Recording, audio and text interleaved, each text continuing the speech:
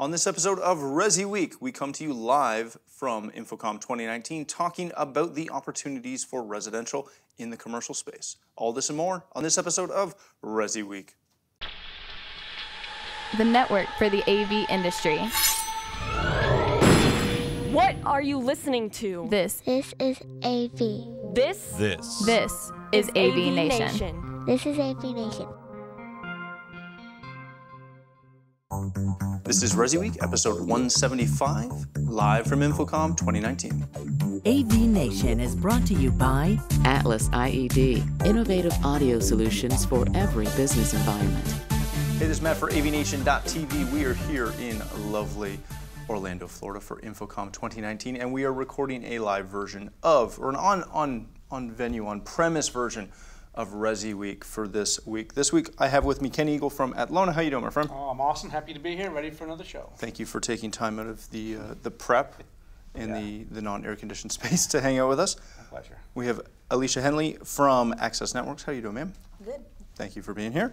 And we have Taft Strickland from Just Add Power. How you doing, bud? I'm doing good. Excellent. All right, ladies and gentlemen, let's kick this off. Obviously, we are here at InfoComm 2019, and this is primarily a commercial show, but since we are a residential show on this show, and there's a lot of people like myself who are doing both residential and commercial, I wanted to start off by asking each one of you what the industry's done to attract residential integrators into the commercial space, because it's not just residential dealers looking at things going, oh cool, I'm going to go play in that world.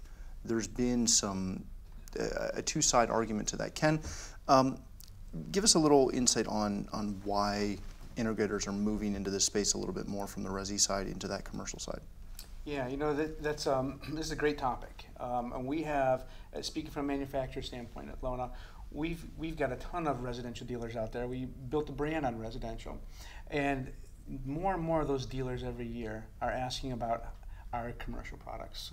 They see them, they want to get into that space for a couple of reasons. Because they've seen changing margins and changing opportunities in the residential space, and they'd like to see some of those gains come back, and a commercial space is a great way to pick those up. We target a lot of those guys with simple projects, simple solutions that they can use for those applications. And a show like this is a great place for a residential dealer to come in, see some of our light commercial solutions, and understand what it would take to get into that. A little bit of education, what they need to make a crossover into commercial, and what kind of applications they should be looking at and targeting if they want to grow the business over there. So I like the show for commercial. It's great, but it also can be good for that residential dealer who wants to learn just a little bit more. Not just our booth, you'll see it everywhere throughout the show. And as the technology changes, AV over IP, we'll probably talk about that some more today. You're seeing convergence across the board, across applications, and into that commercial space. Resi dealers are feeling it. They're starting to grow. We offer, through Atlanta Academy, an incredible education program for dealers. And a lot of that centers around networking for AV. And our residential guys are taking a ton of that, and they're applying it to these commercial applications too. Very good. Alicia, Ken hit on a couple of things that we were talking about pre-show, which we might get into just because it's fun for me. But you kind of took the same path that I did, where you come from pro audio, and now you're working for a residential manufacturer. What about this show as somebody who's made that shift the other way? What does this show have to offer residential dealers that other shows don't? I think Ken said it best. Education is a huge platform here. I kind of reverse psychology the way I did things. Like you said, I started in pro AV and then going to resi, but a lot of things that are here in the pro AV market started in the residential space. The Internet of Things, the home user, they like everything to be on their network, all their AV devices, and that kind of has trickled over into the commercial space. And like Ken said, a lot of companies that are in resi are realizing that there's a higher profit margin stepping into the commercial side.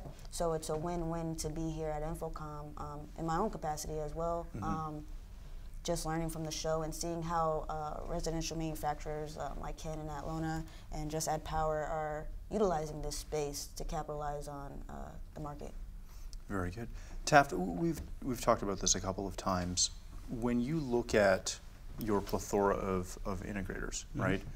You hit both sides really strong, just like Ken does, right? It's solutions that aren't tailored one for the other. They're broad. They can hit all things. How do you guys as manufacturers reach out to integrators who either are just residential dealers or they're residential and they dip their toe in once a year?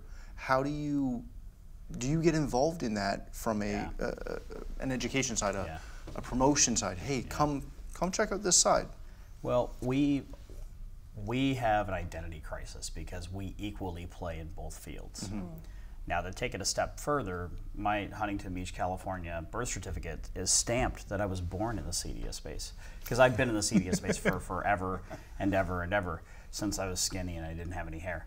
So, and young. So there's that side of it. But we have always equally played for the last 10 years in the HDMI over IP space in both the CEDIA market and the InfoComm market. When we initially launched, because I was born in the CEDIA space, we did a lot more business in the CEDIA space than the InfoComm space, or the commercial side of things.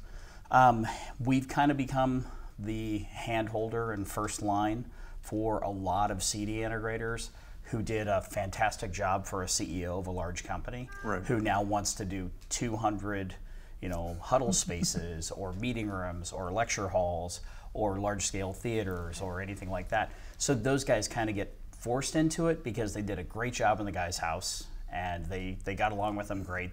Everything worked, and they did that classic, like, how do you succeed? You just do exactly what you say you're going to do, and it works. So those guys do that, and then their relationships have helped foster them there, and then we've been there to kind of handhold them into that process, into the larger projects, whether it's boardrooms and meeting rooms, or it's small integrator who one day calls and says, I have a 65,000 seat stadium. And because of that, I think we've gotten the ear of a lot of integrators on both sides, whether it's the CEDIA space or the InfoComm space. But looking at specific meetings that I have, my meetings due to outreach and dealer success and distributor success, my meetings at this show are 60% InfoComm and 40% CEDIA. I also feel like all of the trade shows, now that they're owned by companies and they're not part of an actual organization, I feel like they're trying to drive attendance as much as they can. So they're trying to bring more crossover products from one space or the other, as CEDIA tries to be more InfoComm and as InfoComm tries to be more CEDIA.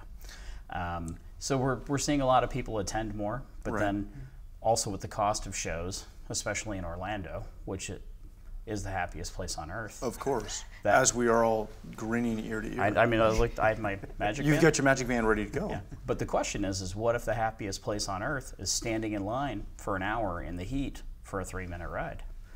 That's pretty amazing. But we're also seeing people who will do InfoComm one year, CEDIA the next, or they'll do just InfoComm every other year, or they'll have a year that's good and they'll go to both shows, and then they'll only go to one the next year. So kind of dividing up a little bit more. So what do integrators miss out on when they make that decision? And I talk to all kinds of integrators on both sides of the industry, if you will, who they want to go to everything, they want to attend everything, they want to take every training class, but they can't due to time. It's not just fiscal. A lot of it is just the time. This show for me, I do 3 shows a year. That's 3 weeks out of my year that are quote unquote vacation time, if you will, because I'm working, but I'm not in the office. I'm not answering. We're away from our businesses when we do this.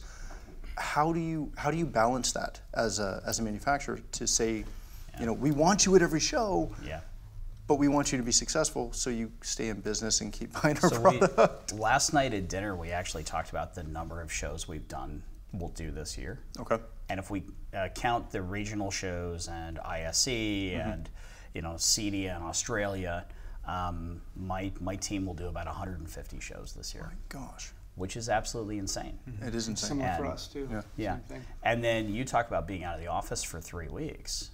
you're not out for 3 weeks. You're at a trade show for 3 weeks, which means you're out for 5 to 6 weeks because you have planning and you spent 3 hours trying to figure out if you buy the $500 flight or the $700 flight, and what hotel to stay at and what are you going to wear, and you got to pack and you got to make everything happen before you leave so that it doesn't fall apart when you get back.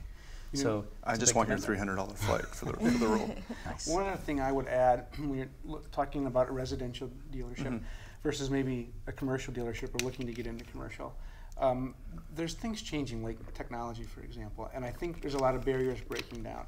It used to be commercial had a certain skill set and technology they were using, residential had another. When I look at our lineup today at Lona Products, you've got what I would call right-wing residential products, left-wing commercial products, but they're still the same bird. Right. You know what I mean?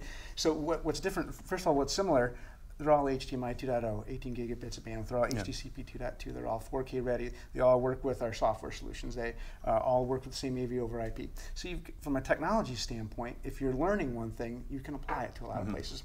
That lowers the barrier to entry. The difference is the knowledge on the application. Am I designing for a commercial application, and what are those customers' needs, versus am I designing for a residential application, and what is that end user's goals? Right. Alicia, you've, as we talked about earlier, you've been on both sides. Yep. From an education standpoint, kind of what we're alluding to right now, there is, from a technical standpoint, the skill set is very similar in a lot of situations. Obviously, you get into lighting, which we have below us, stage lighting. You don't see that in a lot of residential products. Right. But the mass number of booths are offering products that can be just as at home in a house or an office or a commercial environment. The education on application, which is kind of what you were alluding to, is where that changes. Yep. Where do integrators go, and how often do they realize they have to go somewhere to get that education on how to provide the actual application, not the tech, but the application of it, the design side? But that's why it's important to go to both sides of this thing, right? I mean, you get different type of education on both sides. With CEDIA, there's a lot more talk about how to actually implement networking, right? Because networking is a foundation of a home network system that we deploy. Here, it's more of just a convergence. It's coming down the line. So there's certain things when it comes to education that you don't necessarily get, and that's why I think manufacturers like these two come to both shows to lend those dealers what they need from both aspects, since they both dabble in both spaces. And that's what I've learned by coming to both shows. Like, I'm not here as far as access networks because we don't showcase at InfoComm, right, but we do actually dabble in commercial projects. I mean, it all works hand in hand. Like you said, the applications can be used on both sides of the field, of the playing field. It just depends on how you want to deploy them, but you need the education and you need to know what products are out there. So what are the three of you looking forward to out of this show? Is it strictly a, obviously for the two manufacturers, it might be a little bit easier to quantify. Are you looking for lead gen? Are you looking for quality meetings? Are you looking for the opportunity to present, the opportunity to train? What drives that side of things for you? Well, I can tell you from an Lona standpoint, we like to use this show to launch new ideas, new products. So we've got a lot of new demos on the floor, live demos. We encourage people to come and see those. What we're looking for is someone who maybe has heard of the brand or just getting used to the brand, wants to come in and go, what is an Lona? And have an experience while they're in the booth so they can take that with them, take that away. So we love the show to get to our customers who know our brand and love our brand and want to see what we have coming down the pipe.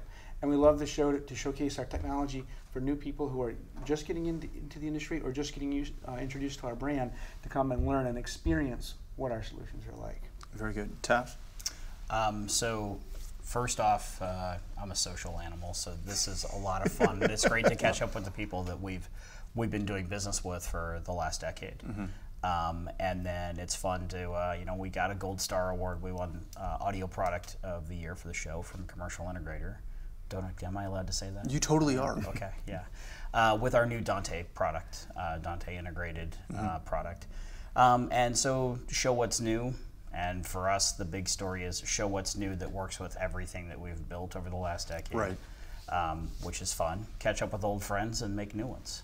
And you know, show off what we're doing and educate people. So that's kind of the whole premise of it. We're not here for a long time, but we're here for a good time. Like it. And an educational time. So Very good. Alicia, obviously, again, you're not here as a manufacturer. You're here on your own as a freelancer.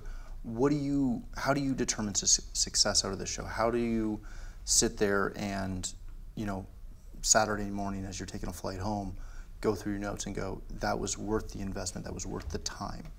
Partnerships. I come to build partnerships. It's like every year it's about planting a seed, right? You don't, just like manufacturers, you don't see, everybody who visits the booth doesn't buy something right away, right? But you develop that partnership, you've planted a seed, and then it's time to get back home. Once you're there, it's time to put in the work and continue to water that plant, and eventually it grows into something, you know, exceptional. Like, this is my 3rd year at InfoComm, and every year it gets better. You know, each year I've grown, I've got on bigger stages, meet new people, and create stronger partnerships. So that's what it's about for me. I kind of want to pull on that one for a minute, because everyone always asks me, you know, what I get out of any of the shows I go to. Right. And, you know, I've run the gamut of being here, not as a manufacturer, but kind of sort of supporting manufacturers a little bit.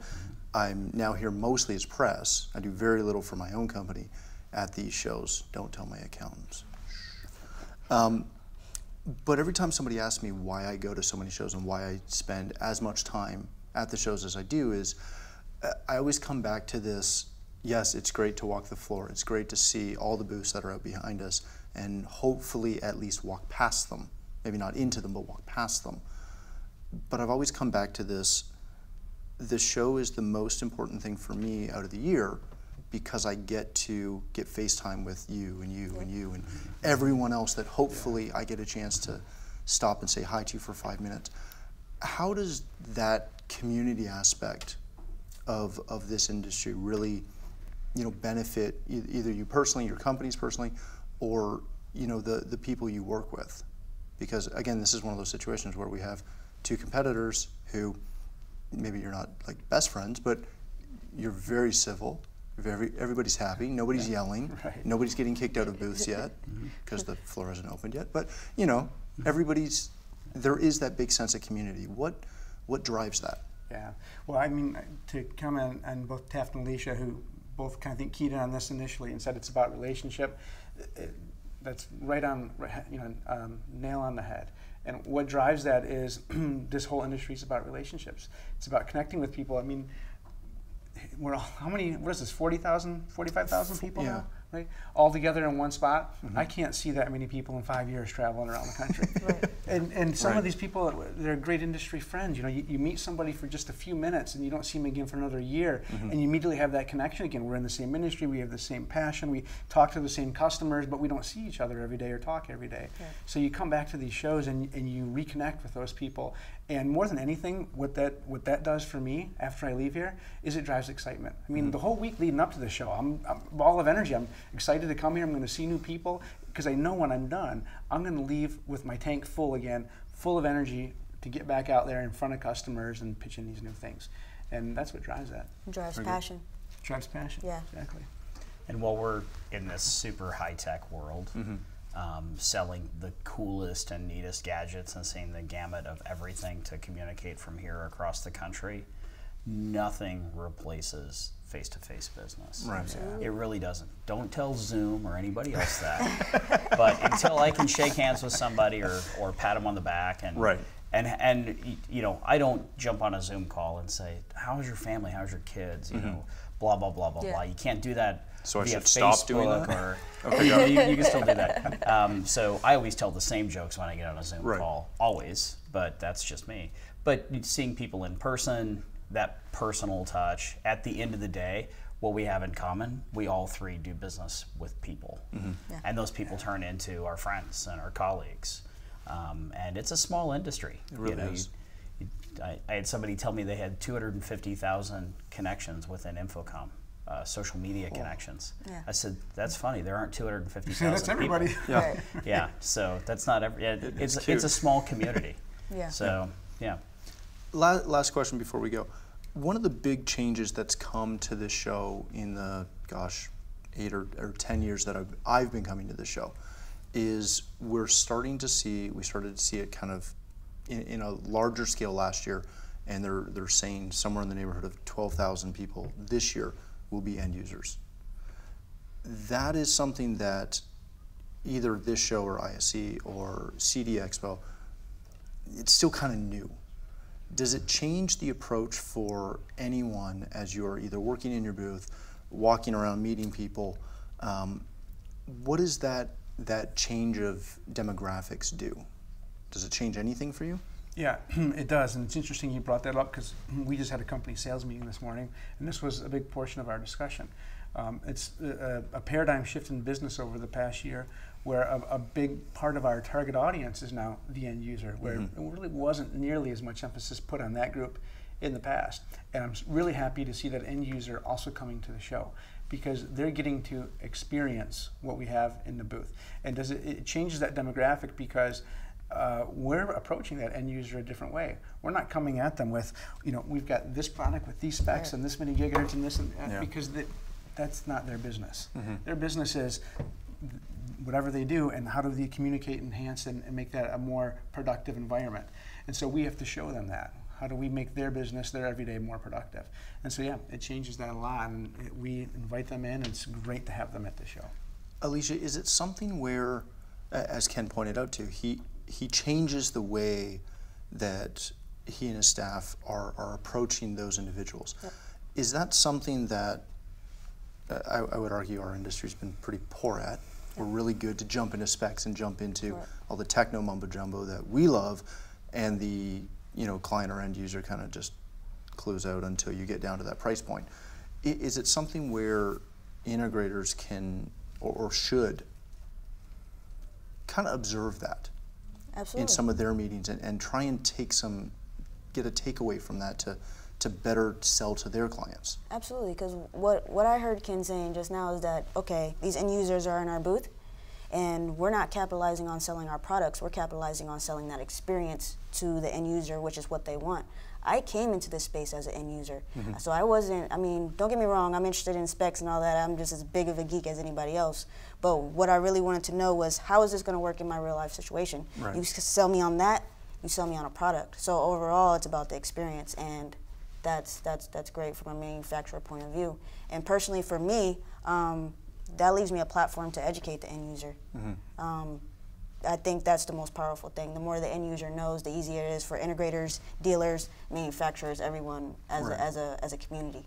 So it's a win-win. We actually describe them as the end decision maker, as versus the end user. I have some meetings this week with, people, whether it's in the hospitality business or university, or somebody, an integrator who's bringing in somebody who owns a chain of restaurants. And at the end of the day, a lot of them are the end user, but then you also end up with the person, and the person that runs AV for the mega church, who once he stamps it, then the church becomes the end user. So we call them end decision makers. It also makes us more aware of talking about wholesale pricing, so we don't do that. So, because we don't have a suggested retail, because we want our integrators to make as much money as they feel like they need to make, whatever they're comfortable with. Does it change the conversation if I, as an integrator, bring one of my clients with me, versus if my client just shows up? It becomes an experience conversation at that point. There are a lot of things that go away. Here's our setup software. Here's this. Here's that. The conversation begins with, we have a 5-year advanced replacement warranty. We'll overnight you a replacement, if there's a problem. Then the talk about, here are the places that we are in these stadiums and these retail stores and this global partner and this global headquarters and things like that. So it becomes more of an experience conversation, and I actually think it's forced some of our technical team that work the booth to hone their sales skills.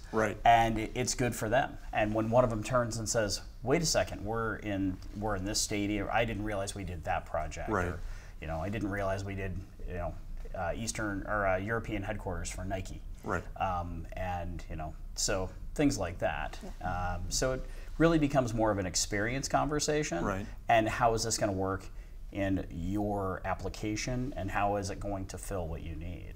Does it force you guys as manufacturers to, I don't want to say pay more attention to the badge, but does it force you to start every conversation with, so who are you with, what do you do, what's your level?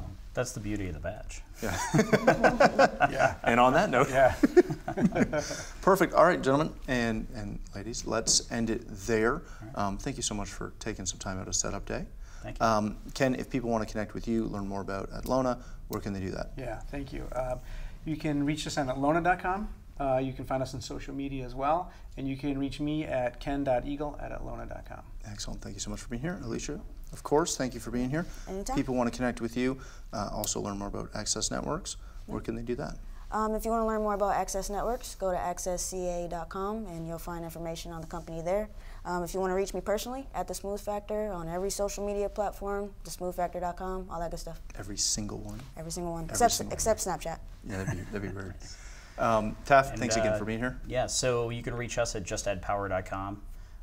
We're on Facebook and Twitter, and we're with all the cool kids on Instagram too. Woo-hoo. So I'm too old to understand how Instagram works fully. I still accidentally do stories all the time. Yeah, there you go. And I don't mean and to. We're not on Snapchat, but we're everywhere else. And then you can reach me personally. I run our global sales team, and my official title is The Dude. The Dude. Yeah. Nice. And so Taft, T-A-F-T, at justaddpower.com. You should also have The Dude at Just Add Power You know redirect. what? I'm going to do that tonight. You should do that tonight. Yeah, That I'll do is that cool, tonight. actually. Excellent. Well, again, thank you all for being here. Thank you for watching. This has been a ResiWeek direct from InfoComm 2019. For more coverage from the show floor, please visit avnation.tv. That's avnation.tv.